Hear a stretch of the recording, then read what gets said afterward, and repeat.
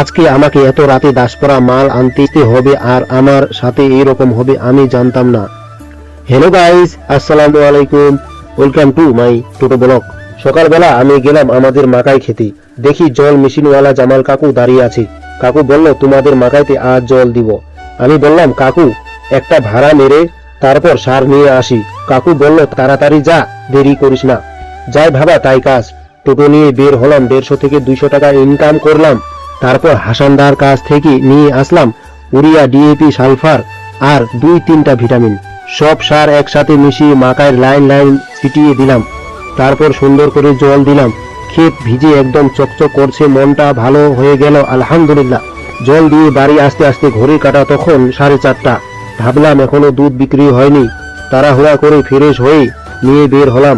দুধ বিক্রি করে এসে চা নাস্তা খেলাম।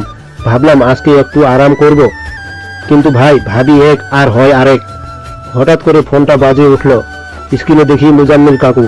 রিসিভ করতেই বলল দাসপরা যেতে হবে, মাল আনতে হবে। আমি তো ভাবিনি এত রাতে যেতে হবে, তবুও কাজ মানেই দায়িত্ব। চলে আসলাম উত্তমদার দোকানে, নিলাম একটা কিষান দানা, একটা মাকাই, চিনি, তেল, সাবান আরো অনেক কিছু। টোটো একদম ফুল লোড। এদিকে দোকানগুলো আধা আধি বন্ধ হয়ে গেছে, রাত হয়ে আসছে, রাস্তা ফাঁকা। হঠাৎ দেখি সামনের চাকার হাওয়া একটু কম, মনে একটু টেনশন ঢুকে গেল, কিন্তু আল্লাহর ভরসায় আস্তে আস্তে চালিয়ে গেলাম। আসার সময় দাসপরা পেট্রোল পাম্প থেকে পেট্রোল নিলাম। তারপর ধীরে সুস্থে বাড়ি পৌঁছে গেলাম। বাড়ি এসে কাকুর দোকানে মালগুলা নাবাই দিলাম। আজকে বুঝলাম গ্রামের জীবন মানে আরাম না, দায়িত্ব, পরিশ্রম আর হঠাৎ চমকে ভরা।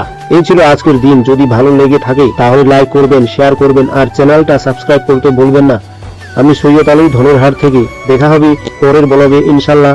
আসসালামু আলাইকুম।